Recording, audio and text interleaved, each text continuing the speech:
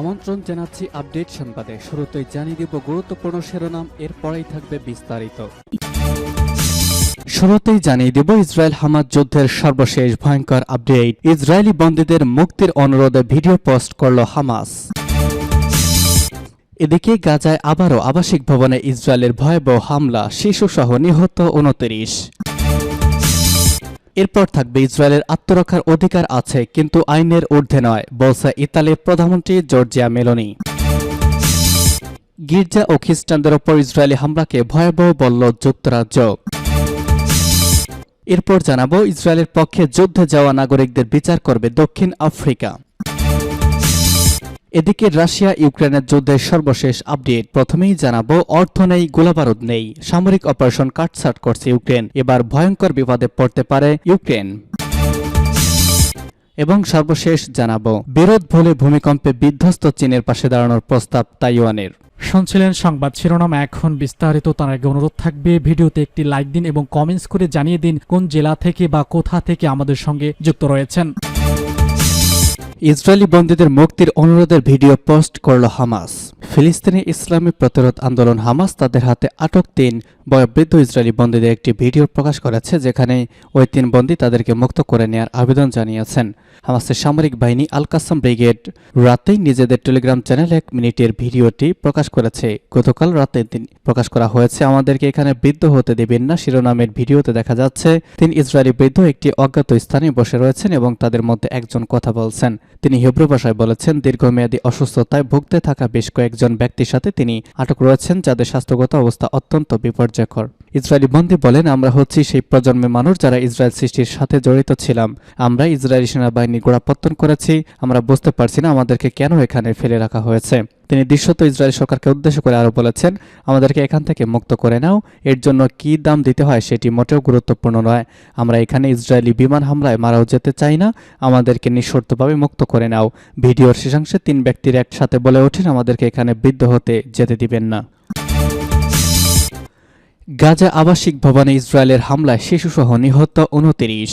ফিলিস্তিনের অবরুদ্ধ গাজা উপত্যকা ইসরায়েলি হামলায় আরও কমপক্ষে 29 ফিলিস্তিনি নিহত হয়েছেন। উপত্যকাটির রাফা শহরের বেশ কয়েকটি আবাসিক ভবনে রাতের আধারে চালানো হামলায় তারা প্রাণ হারিয়েছেন। নিহতদের মধ্যে শিশু রয়েছে। এছাড়া এখনও বহু মানুষ ধ্বংসস্তূপের নিচে আটকে আছেন বলে আশঙ্কা করা হচ্ছে।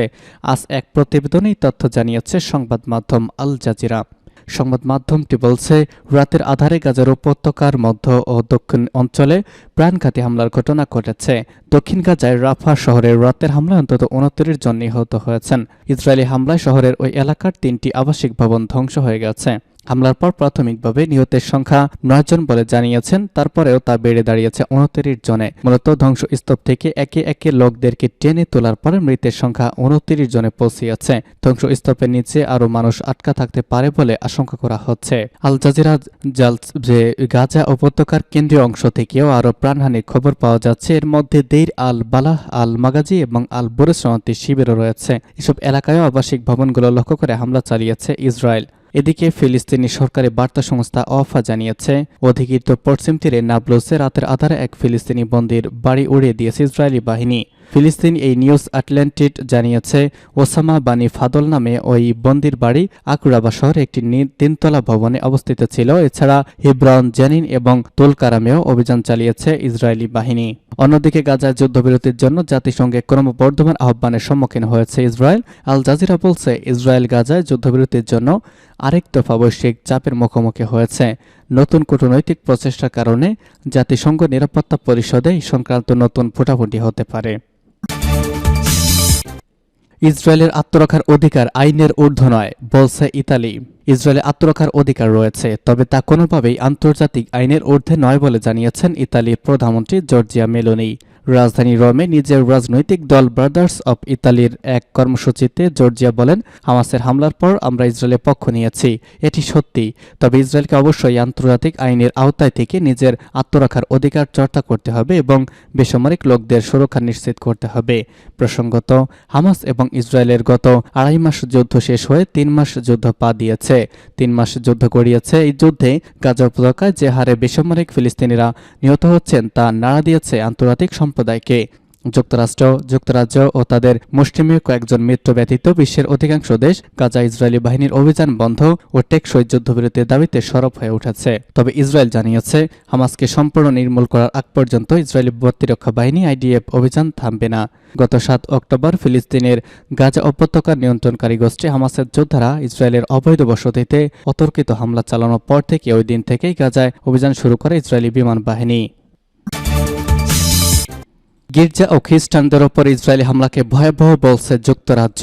ফিলিস্তিনের অবরুদ্ধ গাজা উপত্যকায় গির্জা ও খ্রিস্টানদের ওপর ইসরায়েলি হামলাকে ভয়াবহ বলে আখ্যা দিয়েছে যুক্তরাজ্য। একই সঙ্গে বেসামরিক নাগরিকদের সুরক্ষা নিশ্চিত করার আহ্বান জানিয়েছে দেশটি।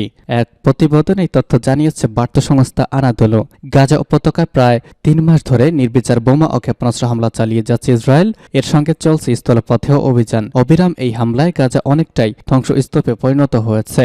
ইসরায়েলি আগ্রাসন থেকে বাদ যাচ্ছে না গাজার স্কুল, মসজিদ, গির্জা, শরণার্থী শিবির, এমনকি হাসপাতালের মতো স্থাপনাও। প্রতিবেদনে বলা হয়েছে, গাজায় গির্জা ও খ্রিস্টানদের ওপর ইসরায়েলের হামলাকে ভয়াবহ বলে আখ্যা দিয়েছে যুক্তরাজ্য সরকার। এক সংবাদ সম্মেলনে ইসরায়েল হামাস সংঘাতের সাম্প্রতিক ঘটনাবলী সম্পর্কে আনাদোলুর এক প্রশ্নের জবাবে যুক্তরাজ্যের একজন সরকারি মুখপাত্র বলেছেন, গাজার চার্চে আশ্রয় নেওয়া বেসামরিক নাগরিকদের নিহত ও আহত হওয়ার খবর ভয়ঙ্কর।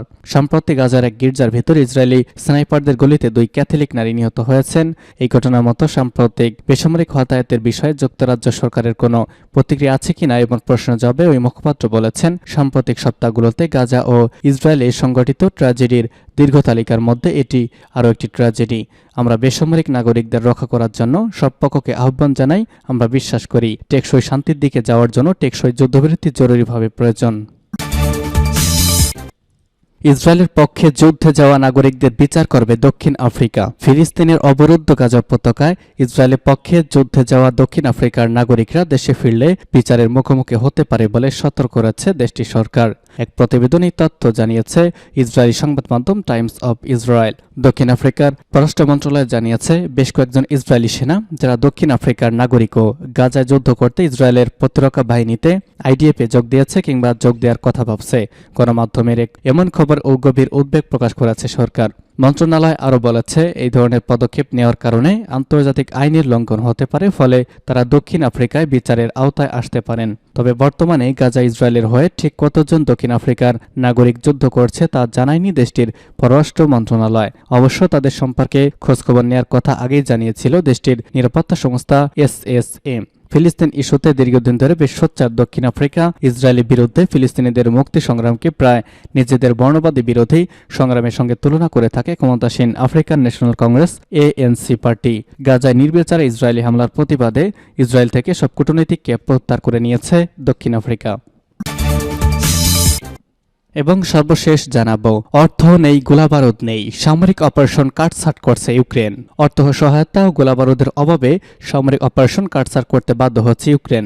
দেশটির সেনাপ্রধান জেনারেল ওলেকজান্দ্র তারনোভস্কি সাক্ষাৎকারে এই তথ্য জানিয়েছেন। বার্তা সংস্থা রয়টার্সকে দেওয়া সাক্ষাৎকারে জেনারেল তারানাভস্কি জানিয়েছেন, সামরিক বাহিনীর প্রতিটি ইউনিট গোলাবারুদের অভাবে ভুগছে এবং শীঘ্রই এই সমস্যার সমাধান না হলে অদূর ভবিষ্যতে কিয়েভের সামনে বিরাট বিপদ আসবে। গত প্রায় 2 বছরের যুদ্ধে উল্লেখযোগ্য কোনো সাফল্য অর্জন করতে না পারায় ইউক্রেনের সঙ্গে ইউরোপের দেশগুলো জোট ইউরোপীয় ইউনিয়ন এবং যুক্তরাষ্ট্রের দ্বন্দ্ব ও তার জেরে সহায়তার প্রবাহ অনিয়মিত হয়ে পড়ায় এই অবস্থার সৃষ্টি হয়েছে বলে ধারণা করা হচ্ছে। ইউক্রেন যদিও বলেছে যে পশ্চিমা দেশগুলোর সহায়তায় শীঘ্রই দেশটি নিজেদের গোলাবারুদ নিজেরাই উৎপাদন করবে। ইউক্রেনে কারখানা স্থাপনের জন্য যুক্তরাষ্ট্রের কয়েকটি অস্ত্র প্রস্তুতকারী কোম্পানির সঙ্গে চুক্তিও করেছে প্রেসিডেন্ট ভ্লাদিমির জেলেনস্কির প্রশাসন। কিন্তু বাস্তব সত্য হল ইউক্রেনের নিজস্ব গোলাবারুদের মজুদ তলানিতে ঠেকেছে এবং বর্তমানে দেশটি পশ্চিমা দেশগুলোর সরবরাহের উপর প্রায়